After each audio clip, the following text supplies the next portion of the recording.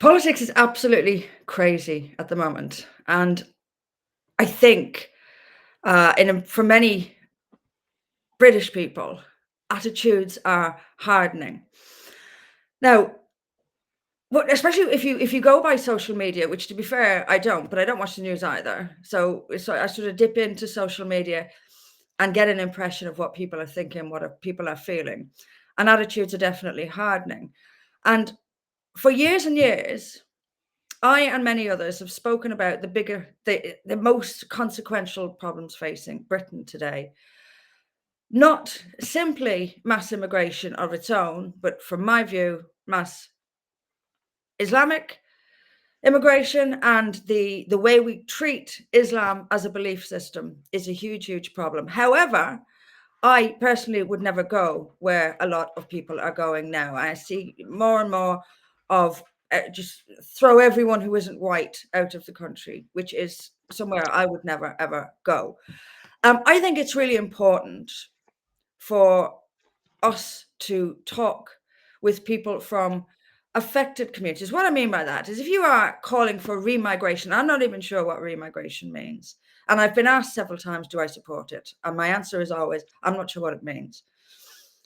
People who could be affected by that, but who are actually lovers of Britain and lovers of Western civilization, do you still want to throw those people out? I certainly don't. I've got with me today someone who who I think who represents a different, not a different view, but from a community that would be affected if we had this remigration thing actually happen. We're in very dangerous times, and we have to talk, and we have to talk openly and honestly, and we have to recognize that we don't have people do not exist in groups only, they exist as individuals. And we are to be, in my view, fair and discerning and a little bit more careful about what we call for and what we advocate for. I'm going to bring in, I've forgotten how to pronounce your name again, Nuriyah. Nuriyah. Nuriyah, I'm so sorry. That's the last time I forgot. I'm so sorry. How utterly ignorant of me. I am fairly familiar with you, but I deliberately left myself blind. So I didn't go onto your Twitter account and investigate you because I thought I'll get to know you now, here and now. We can chat and get to know each other a little bit better. And what better place to start? It's probably not the easiest question in the world, but tell us about your background, Nuriyah. Tell us about who you are. I know you lean to the right politically. I know you support Advance UK. That's about all I do know, from having a quick look through your Twitter account. Tell us a little bit about your background and your family background, your ancestry, what your life has been like. What made you call yourself an ex-Muslim? What made you move away from Islam? Tell us basically what your story is, if you would. Sure. First of all, thank you for having this taboo, quote unquote, conversation with me because I've been, yeah, I'm absolutely like honored to be talking with you. I think you do amazing work, and I think you have been kind of bringing this issue to light long before it became more normalized in the way that I'm more free to have these conversations now. But it's only because we stand on the shoulder of giants like yourself. So Oh thank gosh, you. that's a bit far, Uh, but thank you. No, honestly, because I mean, just the amount of pushback and vilification I get at this late stage of how far we've gone as a country, I can't imagine saying this for the last, decade or so, and the repercussions you must have faced in all kind of, spheres of your life. I'm getting just a taste of that, and it's hard. It really is. It's a lonely place to be speaking out this kind of truth, where, people just label you as a bigot or an Islamophobe or white supremacist. I mean, am I a white supremacist? Apparently I am. But to go back to your question, so I'm a third generation British Pakistani. So I was born here, and I grew up in a relatively moderate to conservative Sunni Muslim Pakistani household in a suburb of West London. And I obviously started going to school here, as most of you do, and then I also had to follow that up with like Quran classes every day after school. That was given just as much importance as my schooling itself. I think maybe the fact that my granddad was the imam of the local mosque also kind of factored into that, because we had to kind of show that we were definitely going through some kind of religious education, as he is the Muslim leader of the community there, so to speak.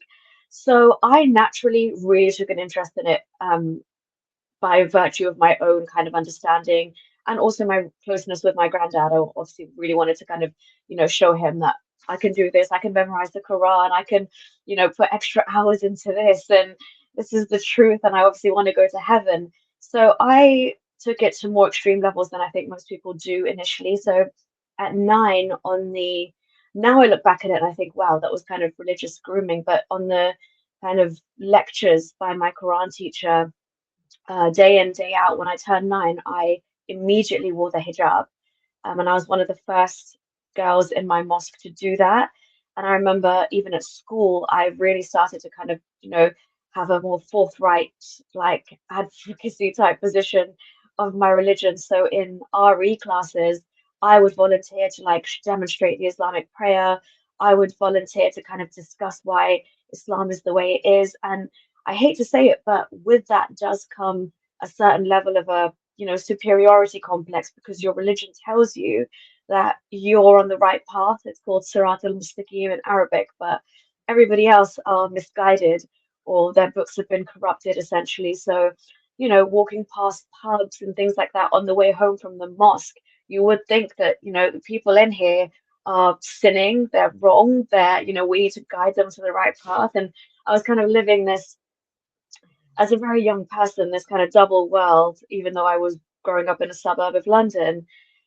So yeah, basically, I was going down that quite intense, extreme path at that early age, but then life kind of threw a different curveball at us, and my dad got moved to Saudi Arabia by the company he was working with, and you would think that I would follow down my path of relative extremism in my views of Islam. But no, I actually felt a lot more lax, because Islam was so dominant all around me in Saudi Arabia, from everything from like stepping outside to not being seen with a man that you're not related to the call to prayer 5 times a day, that I just thought, wow, there's so much Islam around me that I can chill out a little bit.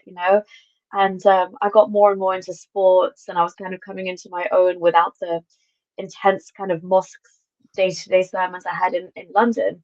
And I started to interact with people. I went to a very international school, and I started to hear about other religions and other experiences. And there were certain things that were happening in Saudi Arabia, for example, like, the intensity of the religious police when I was there, the Mutawa. They would be extremely harsh and draconian with women, and the way that they would force like white English women to cover up. And I saw some instances in front of me where they were in a supermarket just minding their own business, shopping, and their veil had just, come down to about here. And you've got the religious police walking around with their whip type thing saying, cover up now. And these like English women would have to do that, even though, of course, respecting the cultures of that country, but they don't believe. And I remember when they tried to even vocalize that or push back, it was a very scary place, essentially, to be a non-Muslim, and also a very scary place to be a Muslim, because I would hear of beheadings and executions after Friday prayer when you congregate, and you could just stay behind to watch that. And my young mind was absorbing these things, and thinking, it was very much after the whole London experience, thought that God, if there is one, is about love, then there's no violence if where there is divinity. But my parents, when I would bring up these questions, would just say, "Oh, that's like Saudi Arabia, that's Wahhabi Islam. They've taken it to an extreme. That's not what we follow." And I would kind of be okay with that for a long time. And I don't know how much detail you want me to go into, but that was kind of the first chunk of my teenage adolescent years growing up, a mixture of that. And then obviously I left Islam a lot later on. There is, I mean, so much of that is so interesting.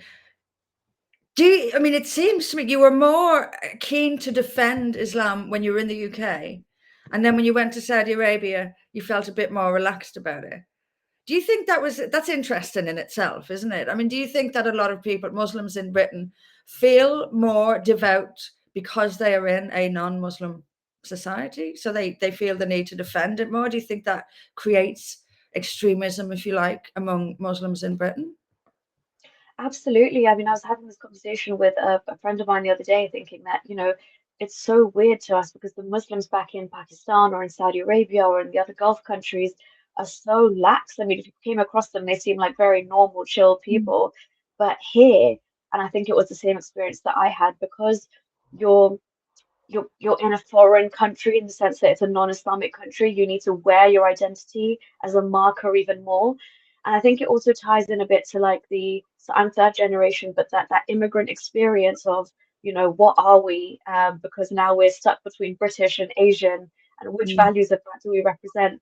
And in the specific case of being from Pakistan, what are you if you remove Islam from Pakistan? Like, there's nothing there, like Iranians have this rich heritage to fall back on. Pakistanis don't like to associate any like affinity historically with like a, idolatrous India. So Islam is really their biggest identity marker, and I think they really feel the need to flex it more.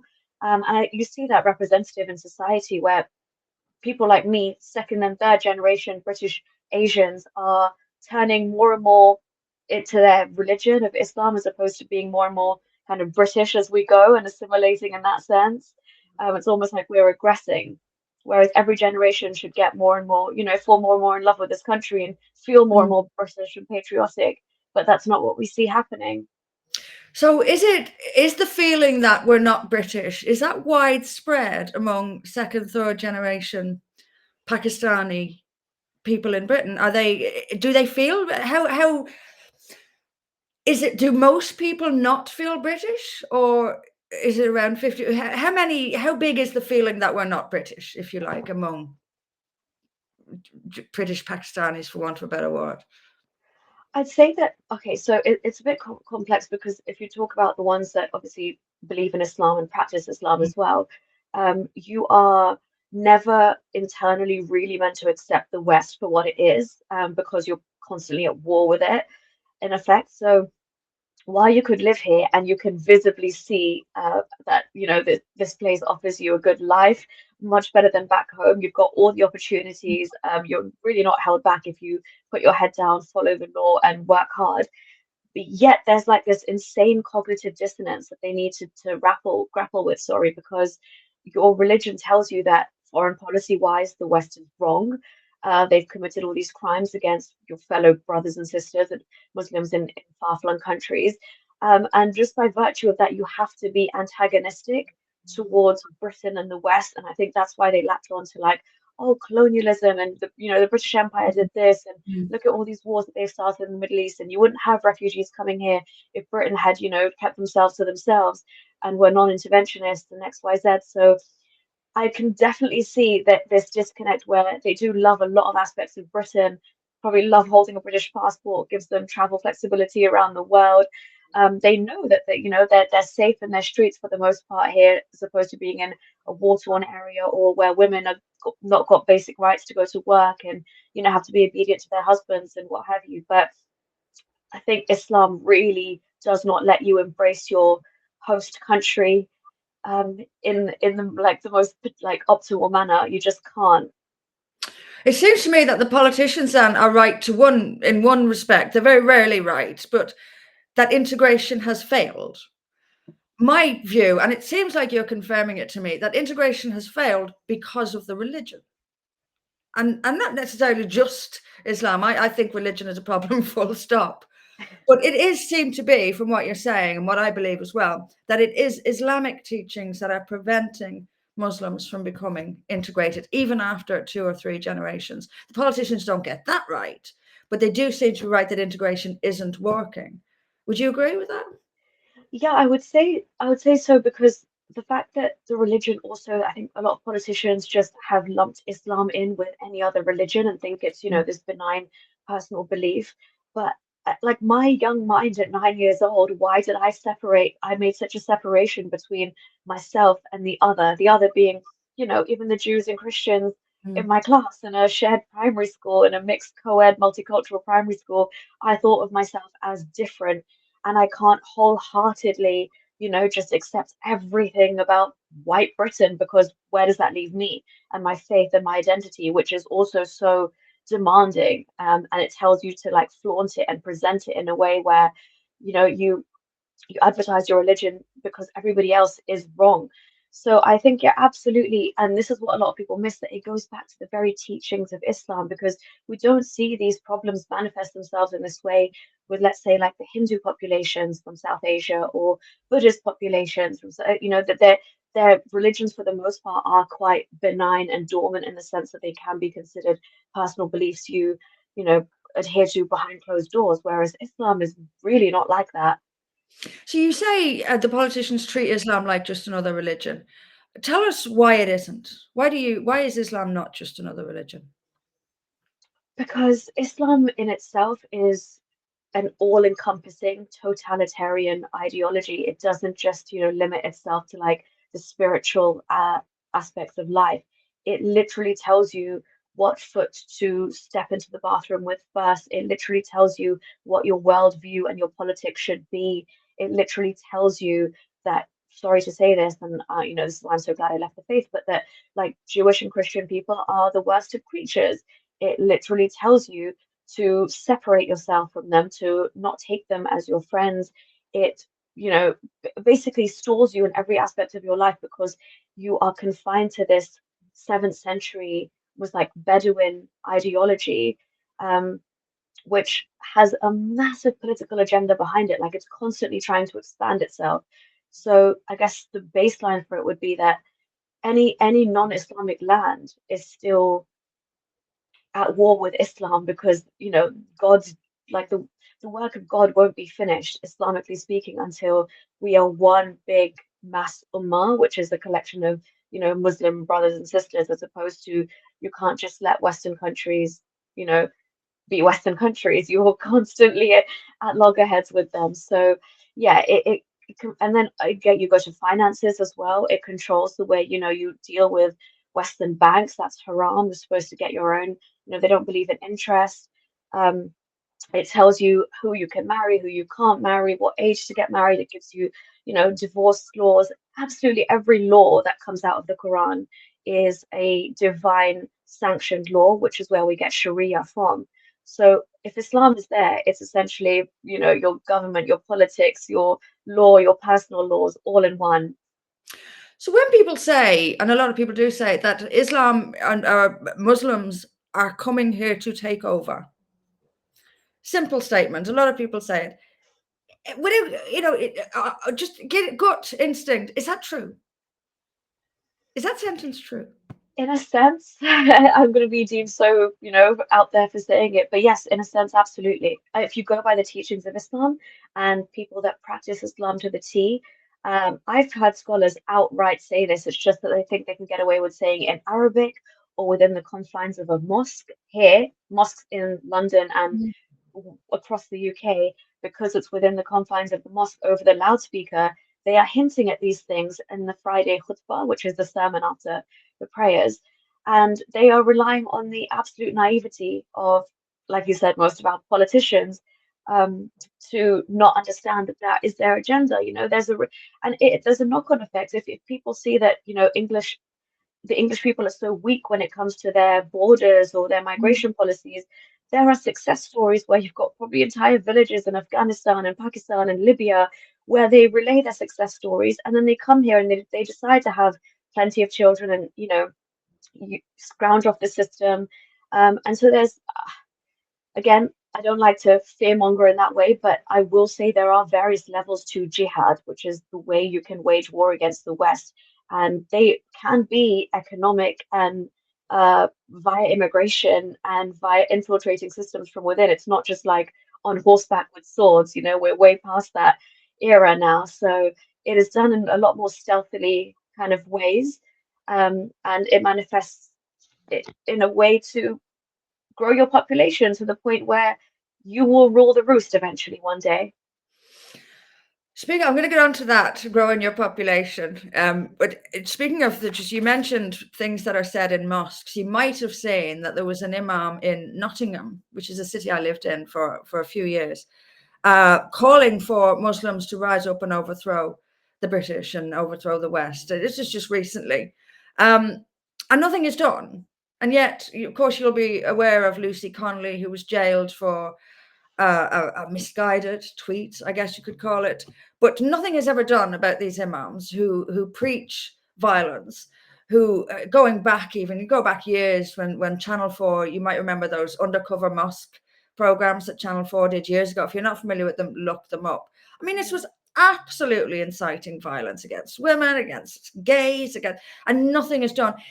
Do you, from your knowledge of the sort of the Muslim communities in Britain, which I don't have, do Muslims by and large just consider the British weak for never doing anything about it?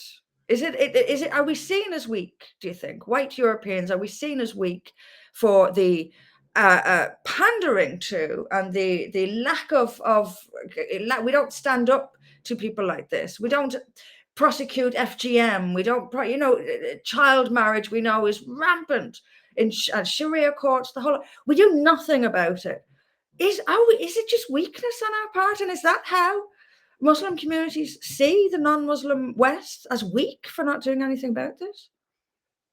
I would say there's definitely an element to that because the way that this issue has festered and grown and grown and grown and now manifested itself in, as you said, like the audacity to say some of the things that they're saying, which are clearly an incitement, are it's almost like part and parcel now of, growing up as a Muslim in Britain, the way you can get radicalized within universities via Islamic societies, the way that you can just casually go to the Sharia Council and totally bypass British law, the way that they've realized that what they're doing works. There's no pushback against it. As you said, FGM, what have we done? Maybe we've just, there's an FGM protection order you can get now, but we've not actually set any families as an example of what happens if you try and, enact that on British soil. We haven't. We're just not tough enough. And I think I always say that Islam respects strength, and that's when you can really tame it.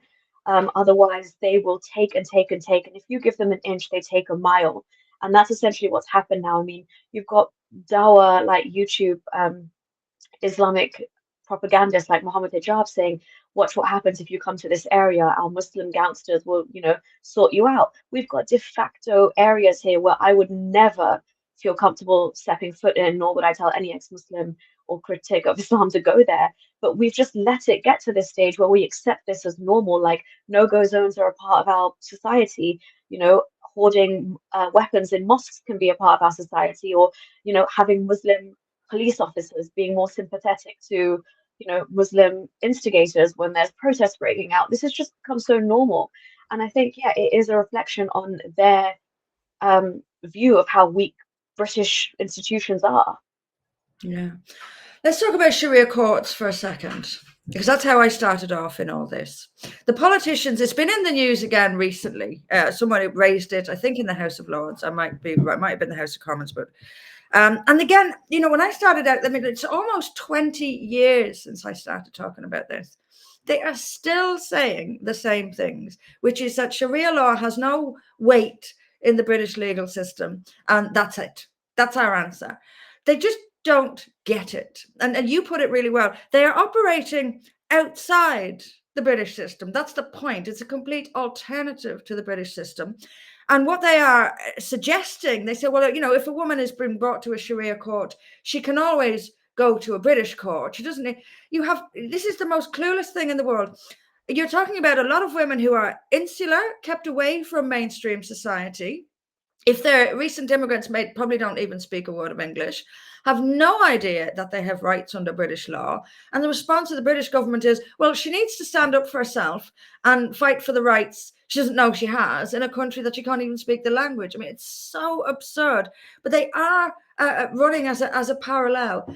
How, in your experience, how many people in the Muslim communities in this country practice Sharia law, use those courts? Do people know about them? Is it a fringe thing, or how mainstream is it among Muslims in this country to use Sharia courts? Do you know? So in my experience, obviously, because so I've obviously as a third generation British Asian, there was a lot of women my or like from the generation above me who Mm, were a lot more aware of their like general rights as a British person in this country. right. So Okay. they would be clever enough if they were educated to use and go down that route. But then you've got a whole host of problems for people who are new to this country or wives who have come here as a result of like bigamy because they're already not recognized as legal spouses under British law. So they have no choice but to be at the behest of Sharia law or approach the religious leader of the mosque. And even the ones I'm telling you, Anne, that might seem more educated and be like, oh, well, why would I go here when British law, gives me XYZ protections? Mm, They still, because of the devotion and the fear of God and the community kind of pushback, they are still pressured behind closed doors by their own mothers, their own sisters, definitely the male relatives in their family to approach religious advice and at least seek religious advice before they turn to British courts. And again, if you've got two legal systems in competition with each other, one is divinely sanctioned by Allah Himself, and the other is just some weak man-made British law, you're going to opt for what you think in your mind is, this divinely sanctioned law, which is meant to protect you and give you rights where there are none. And I mean, I've just looked recently at the Sharia Council in London's website, and they actually say like we are inundated with requests for divorce by women, so we're not taking any more at the minute. So I can't imagine how, and I obviously work in the sector of violence against women anyway, and I've seen so many victim survivors from Muslim backgrounds come to me and they refuse to move on with their lives because they're just waiting to get a khullah, like an Islamic divorce mm. through the Sharia Council, and they're not getting it, and they're not even getting custody of their children, and they're fighting against this imaginary legal system which is operational here, but they could they have a safety net, at their disposal, and they just have no idea because either they are so pressurized to use this one, and they don't understand that actually, as you said, they give their rights naturally under British law, and so they're just. I've seen years and years wasted of women's lives when they're, trying to push back against these insanely misogynistic laws. For example, in Islam, custody naturally goes to a man after the child is about 7 years old anyway. And they don't need their mother in that way anymore. Um, Same thing with divorce. You actually have to go to this imam and convince him that you're allowed one. And even this getting the khullah in Islamic divorce is a relatively like new phenomenon. Islam itself, like the basic teachings in the Quran, give the unilateral right of divorce only to a man. And then the process of getting remarried to your husband again, if you decide to divorce and come together, is absolutely filthy. Like I don't even want to mention it on here, but you actually, I have an idea, but I'm sure you're aware. I'm sure people want to hear it. Let's if you don't mind, I'm Yeah, sure. no, absolutely. Even as a Muslim, I would always be like, what is, I have no idea why this is there. But if you want to get remarried, it's is basically the woman is required to sleep with another man, actually have sexual intercourse with him in the Arabic way, actually a fountain and ink pen position for her then to go back to her husband. And there's an entire market of this. I mean, not that I ever recommend anyone to do this, but if you Google like halala services, this concept is called halala. If you were to even Google halala services in the UK, you will see the perversion that is happening with these imams and these old men offering their services to effectively release women and allow them to remarry their husband by spending a night with them, and they will pay for it. Like it's absolutely filthy, it's perverted beyond belief. It's just, yeah, the fact that women have to go through this and think it's you know better than using UK law, really that's the grip that Islam has on you. Yeah, I mean, religion is a very dangerous thing in how it captures minds. I mean, all religions are different, and some are more dangerous than others. I concede that. Um, before I want to take you back to talk about your own story a little bit, but before I do, and I'm sorry if I'm not asking you these questions because I assume you know the answer, because I'm asking you in case you know the answer. Let's talk a little bit about women in the UK, specifically Muslim women in the UK. I mean, you've given a little bit of insight there into the devotion and the rights so many women are giving up.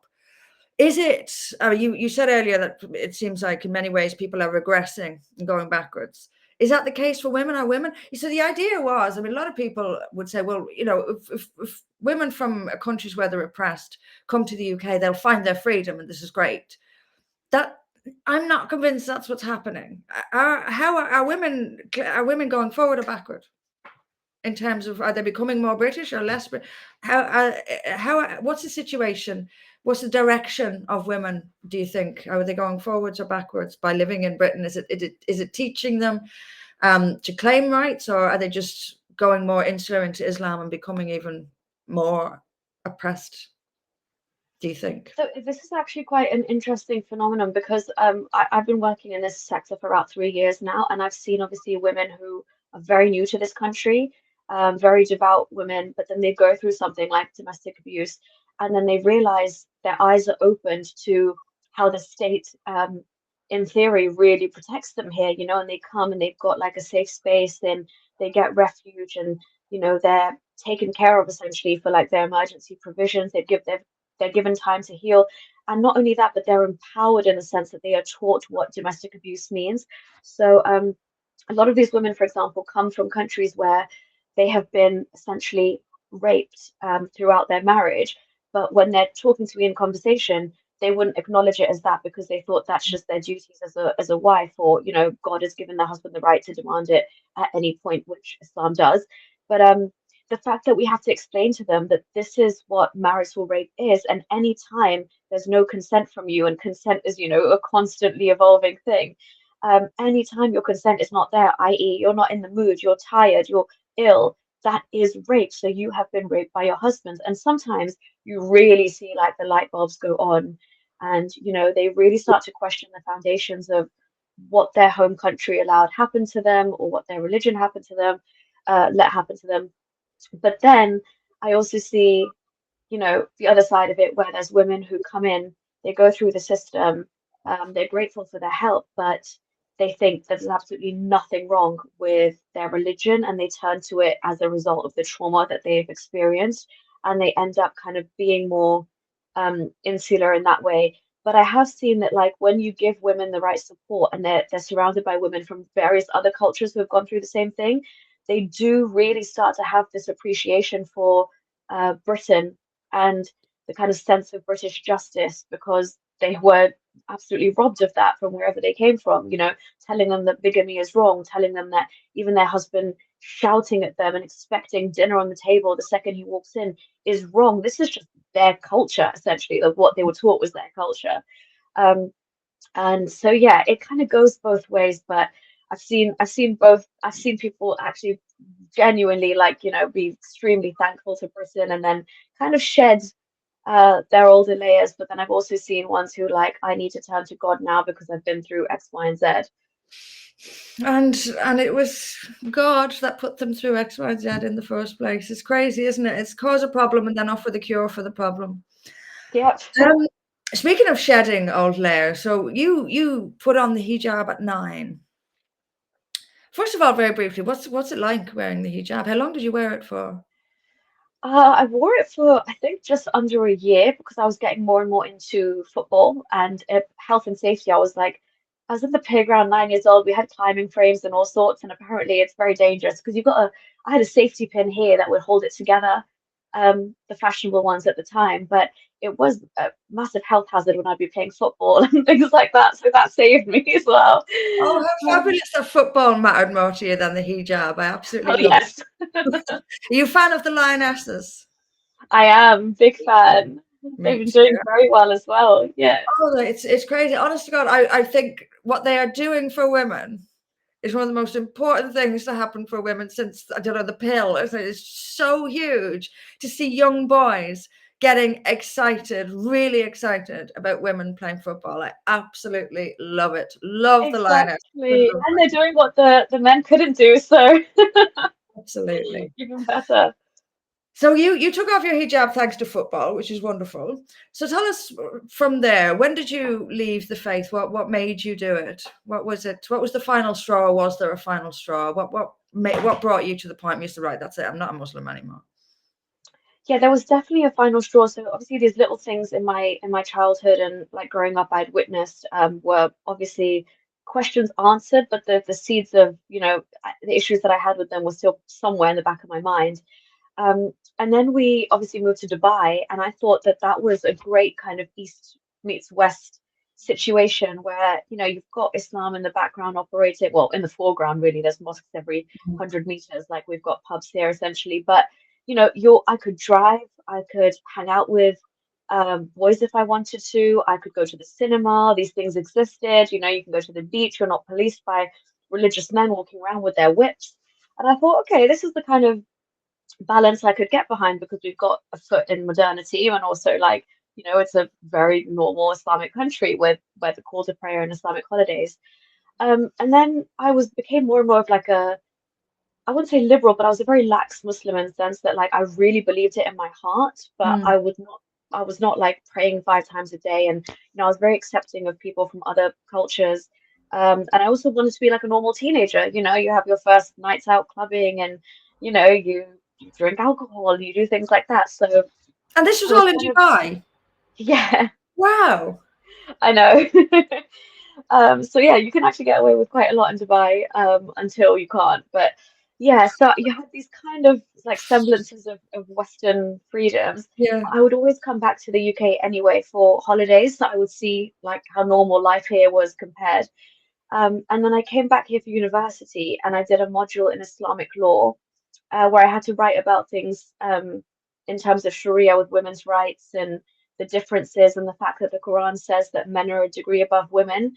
And I found myself, I was at a very, very left-leaning university here, but I found myself trying to rationalize and write essays defending why this may be the case. So again, I'm still very much a believer in the sense that I'm defending this Quranic verse, even though it has real world implications on women. Um, but bit by bit, like it's chipping away at, like my mind is not entirely comfortable. But then I moved back to Dubai as an adult after university, and in our culture, it's not really a thing to date as well. You've done university, next thing on the checklist is to get married.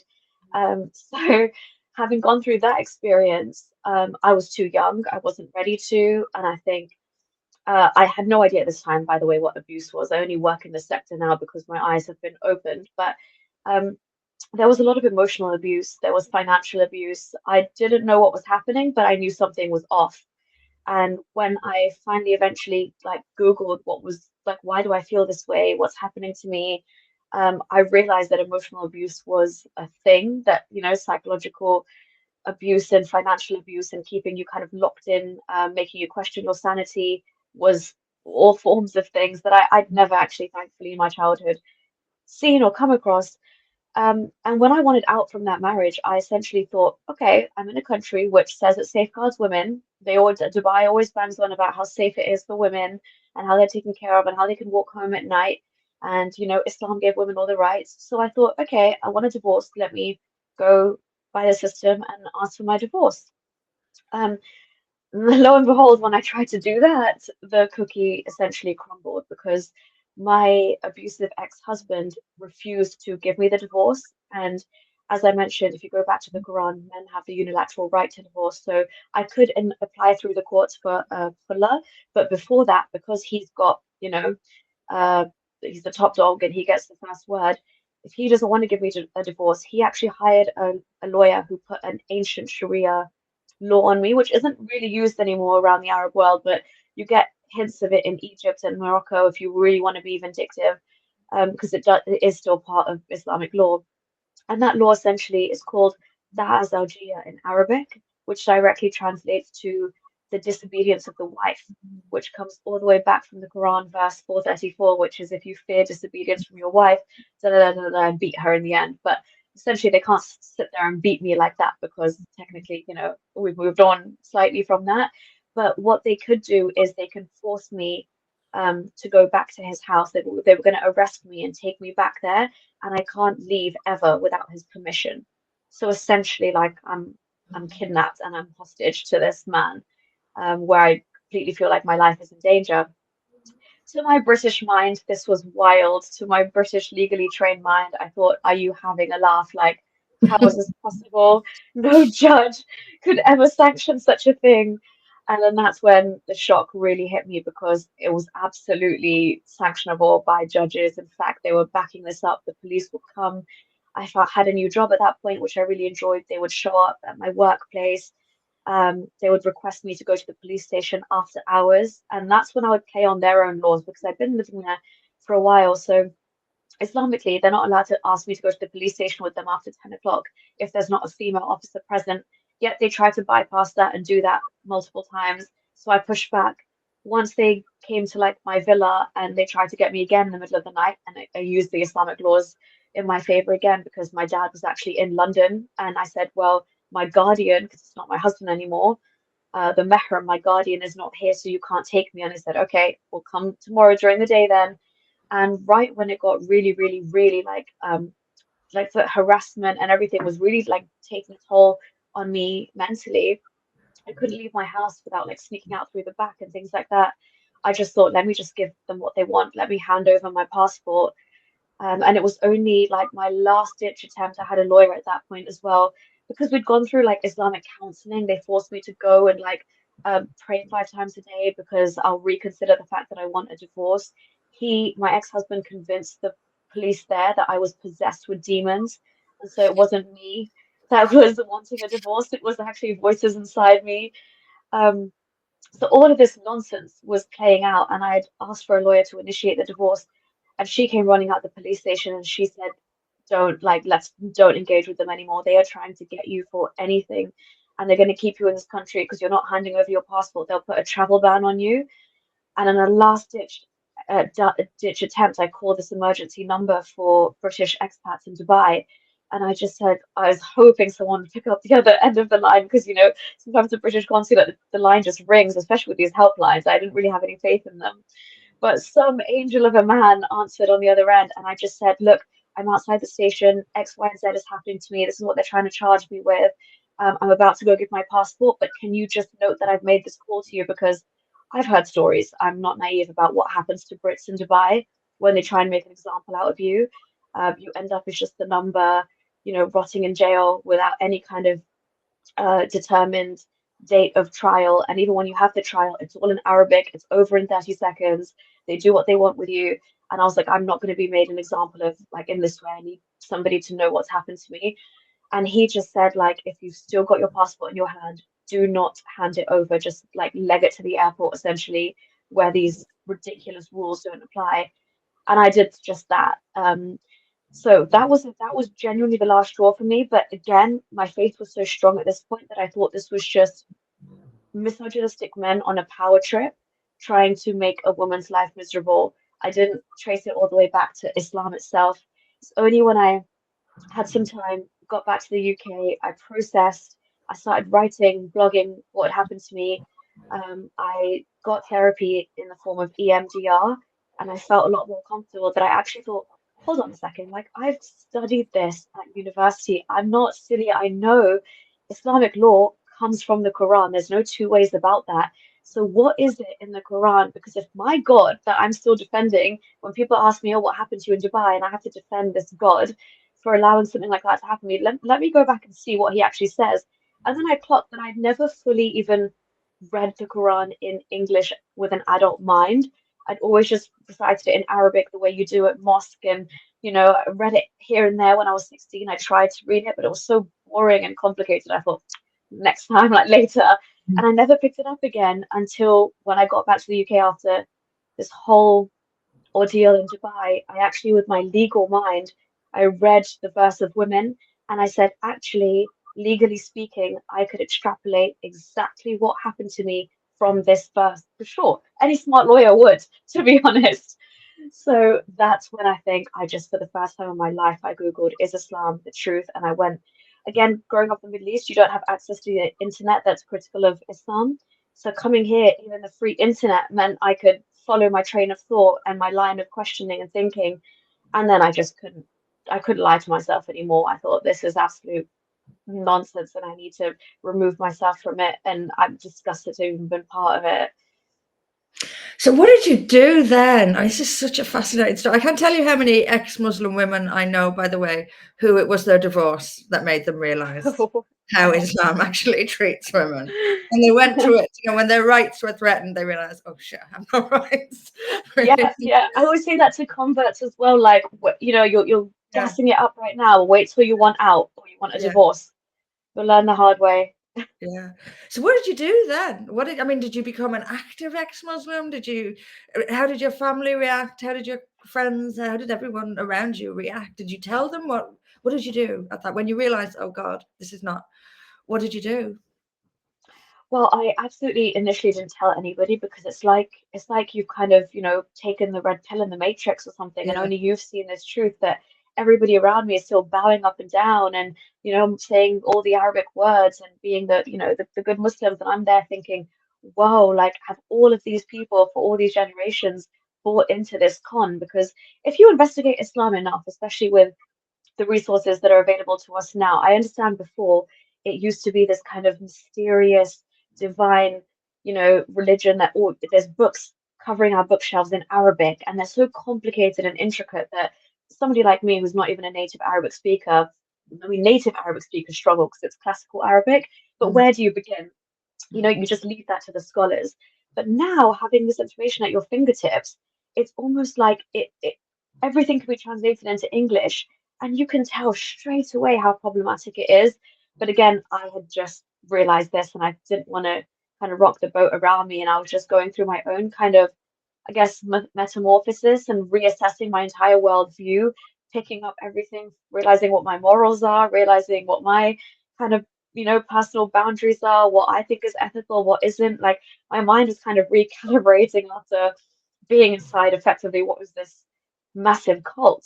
Like, oh, no wonder. Like I used to think that homosexuals would go to hell, but that wasn't me. That was never coming from me. Like I have friends who are like that. I don't want them to think. I don't want to think that they'll be rotting in hell. So I was freeing myself of all these like dispositions and people and things I was told to hate. And I thought, maybe is America the enemy? I don't know. Maybe Israel's not the enemy. Like there's so much work to be done internally.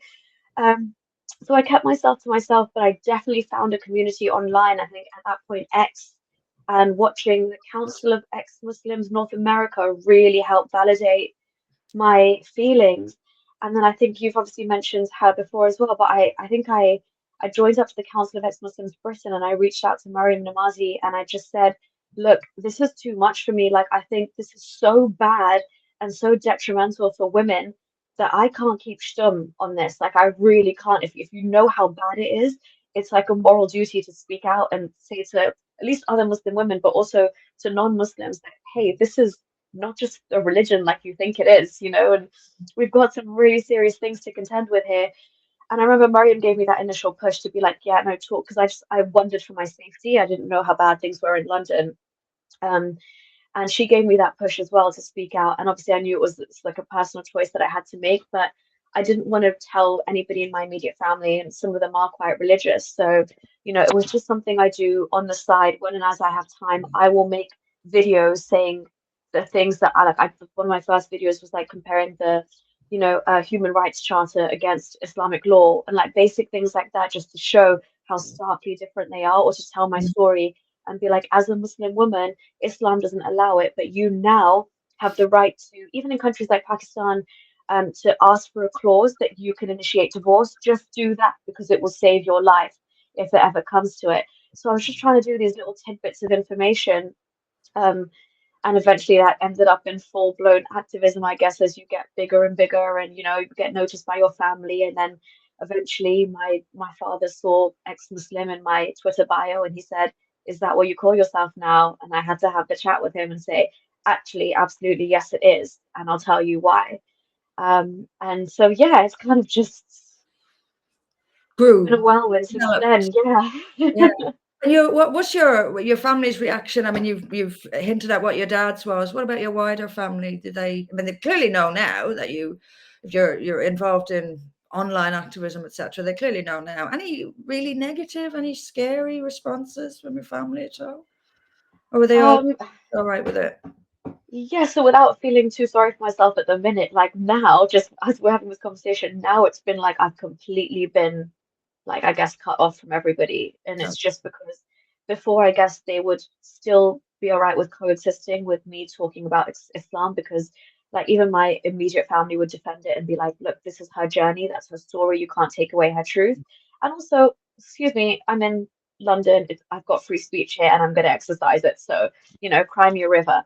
But recently, um, because I decided to have a conversation with Tommy Robinson because I don't believe that he's a racist, mm, because I believe that what he's saying about Islam and political Islam, if you want to call it that, but it's basic Islam, like yourself have been saying for so long and were vilified. I bought into all the brainwashing. I mean, I grew up in a family where Tommy Robinson was like, the kind of mascot of what a skinhead EDL, most racist, evil man could look like. And here's mm, me sitting down with him and saying, actually, thank you for speaking up about what was happening with the rape gang scandals. Or thank you for actually, having the audacity to say this about the Quran because I came from that background and I will tell you there is not one bit of misinformation you have said about Islam. Whereas a lot of Muslims can say that about him, but if I validate that experience, it's harder for them to brand me as an Islamophobe because I actually came out of that faith. mm, But that was a reach too far for them, as was my general worldview now, so like and my views on Israel having a right to defend itself. Again, you don't toe the line, you don't have that groupthink, collective hive mentality, and eventually they'll tolerate you until they won't, and then they'll just cut you off. So that's why I mentioned I earlier at the know. beginning. Truth is a lonely place. It is a very lonely place, and that's where you are now. You're cut off from your family. Yes, yeah, at the moment that is how it is. I mean, obviously, like my mom and my siblings, they're very like they're still very kind of, we have a positive relationship.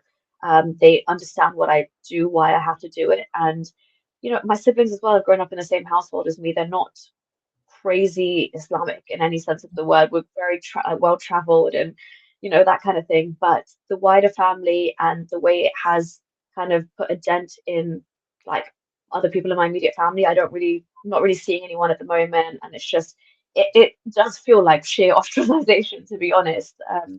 So yeah. Online, you must get a lot of abuse from both the left and the right. I mean, you're going to get it from the right because of your ancestral background, etc., and then from the left for speaking out against Islam. I mean, do you get a lot of abuse from people you don't know, online or elsewhere? Are you scared of that? Are you scared for your safety? I got a lot of abuse initially, and I did think like, oh my God, is this even, worth it? But obviously, it always, every time I wake up the next day, I'm like, it's absolutely worth it. But yeah, it's just like, you feel so at some points politically homeless, and then you just see like, as you said, that the left are invalidating of your experience because they're happy to talk against Islam in certain regards, but then if you don't agree with them on their positions on everything else, it's almost like my experience doesn't matter. And like, it's kind of like, again, invalidating everything that I've been through because I don't toe that line. Um, the ones on the right, on the far, far, far right, I guess, that try that, they don't really bother me at all. And thankfully, I don't come. You just realize like on social media, it is this place, like this battleground of ideas. So I don't really let it get to me. My biggest concern when I started out and still is like when I watch myself when I'm kind of walking around the streets of London, or if somebody's looked at me for a few seconds too long, I think, oh my gosh, has he recognize me? Does he kind of, has he heard something I've said about their beloved prophet? So those are the kind of moments, as I said, there's certain areas I will not go to. There's other areas. I mean, I drive everywhere now, like there's little precautions that you have to take. So yeah, it's more like a crazy Islamist who's a bit deranged and suddenly feels the need to defend his faith one day. They kind of scare me more. And then it's also like with the left, it's just shocking because I work in this sector and I know you talk a lot about violence against women, and which is why I was really excited to talk to you today, is because I feel like such a like isolated creature in that sense in that sector right now because it's so heavily infiltrated by like this critical race theory view on the world. So like I'm waiting. It's a matter of time when they realize also about my activism or that I've spoken with the likes of Tommy Robinson or yourself, I will like my job will probably be gone as well because everything at the moment now is like, you know, if I even raise the question of where was our public statements when the rape scandals were happening, we're a violence against women organization, and we've got no public statement on the rape gangs, yet we've got 2 pages of our website dedicated to how Tommy Robinson is stirring up hatred and middle class liberal women are getting all caught up in the situation. Like, where are your priorities? Even now, like with the recent synagogue attack, it was kind of relative silence, but then the mosque attack, Mm. the arson attack, was kind of blown out of proportion. It says, oh, this is due to like fascist and far right activists who are sparking hatred between communities, and it just blows my mind that we're so focused on BAME activities and like by and for organizations, we've forgotten entirely about these white English girls. We can't comment on them. Do you know, I honestly think that nobody is going to verbalize this even to themselves, and they're certainly not going to admit it out loud, but there is a part of this that actually thinks these young white girls who are raped and trafficked, and they kind of deserve it because they're white. No one's going to say that. They're not even going to say it to themselves. But I think there's an underlying thing of that. White people are oppressors, period. Non-white people are oppressed, period. Therefore, if non-white people rape a white person, well, shouldn't have oppressed them, should they? As I say, no one's going to say that. Probably not even to themselves, but that is in there, and I think it's actually a primary driver of it. Do you agree with that? I think you've really touched on something very important, yet it manifests in such a Mm. benign but sinister way because you're right. What they're saying, when I would, let's say, if I was to vocalize that and say, why have we not? They would still double down on the focus on we want to support BAME women firstly. Yeah. Like they have more obstacles, they've got more hindrance, which I don't disagree with. Okay, they have barriers to accessing support, sure. But when you are doubling down on focusing on them and ignoring, like you said, white girls, the people that proclaim this critical race theory, it's a lot darker than we think. They actually think violence is justified because white people once oppressed their cultures, and white people are, that's why they're using ridiculous terms like the global majority and BAME, and it's like, you're the global majority, sure, but you're here in Britain, and we're dealing with like issues here in Britain, and you're bringing this fight from like my ancestors were kicked out of their country, and so therefore, I'm entitled to this job, and like that white person needs to be under me, and this and that, and violence is justified. So critical race theory for me, I think, is very, very sinister if you break it down in the language. Like you said, they're not going to say it outright, but what they're saying is that, well, white people are bad, so I've got white colleagues of mine who have been told that it is physically impossible for them to be uh, racialized, like, or have any racist remarks said against them because they are white. Which is in itself racism. Absolutely, yes. This the madness of circle. Was so interesting what you said there.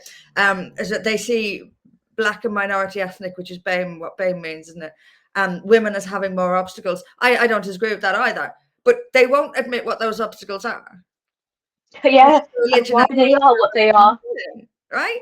So if I Yeah. can say non-white women are being treated appallingly right here in Britain, and it's because of the religion and the culture that stems from that religion, I become a racist. But the people who are okay with or won't admit to or face why non-white women face bigger obstacles are not race. Humanity is insane. I'm not going to keep you for very much longer, but I do have to ask you this before, because I started out talking about politics and the hardening of British attitudes, and what we're just talking about is part of the reason, this BAME stuff, and they're not caring about white girls. And so this remigration thing that is becoming, some people are actually expressing the view that everyone who isn't white should be kicked out of Europe. Are you worried about that? what do you think about Nigel Farage, a potential Nigel Farage government? Are you worried about that? Are you worried about a backlash against everyone who is Asian or comes from an Asian background or a black background or whatever? Are you worried about this uptick in remigration talk and sort of make Europe exclusively white again? I think Europe should be majority white, like every country should be majority its own people. But are you worried about that? Are you worried about the remigration stuff that we see online now? Are you worried that people will eventually blame you essentially for these things? How worried are Yeah, you? stirring up hatred and division. I'm not. So for me, I'm not, I mean, I know that, like you said, there's serious concerns there. But I personally am not too worried about the whole remigration in that sense. I know obviously there are voices out there saying get everyone out that's not white, as you said. But I think for me, in my like general kind of sphere of what I look into, I think they're quite fringe. And I think that the legal parameters and the obstacles that you have ahead of you to do something like that is just absolutely astronomical. And I do think that we've come so far to checks and balances and barriers and the ECHR and all these kind of protections that you have in the name of human rights, that you're going to have to undo so many of these as a nation to even begin to carry out an iota of what is being said on the extreme kind of end of things. um, and I do think there needs to be a bit of self-correction in the sense that, yes, mass deportations are required and necessary, absolutely. And I think that the threshold for those should be a lot less than what they are. And I don't think you should be going in front of a judge who says, okay, you might have committed a sexual crime, but you can stay here because your kid likes chicken nuggets or something as disgustingly ridiculous as that. Like, I think if you're anywhere near some kind of crime like that or an accessory to it, or you've withheld information even, you need to go. I know we've got all these protections with the right to family and this and that, but I think we need to start making examples and kick back on how easy it is to stay here, even if you break the law in the most heinous way possible. So I did in the last election vote for reform. I think that was right on the back of my conversation with Tommy Robinson when I thought reform, and I actually did have hopes for Nigel Farage being a strong leader at the helm. Since then, I have kind of lost faith in Nigel Farage just because of his backpedaling on a lot of the things, and kind of being a bit light-handed when it comes to the actual threat of Islam or even the rate of demographic change in the UK. I think that's a very serious issue you need to contend with. I don't think, the way he's rolled back and says, well, it's just a fact we're going to need to accept.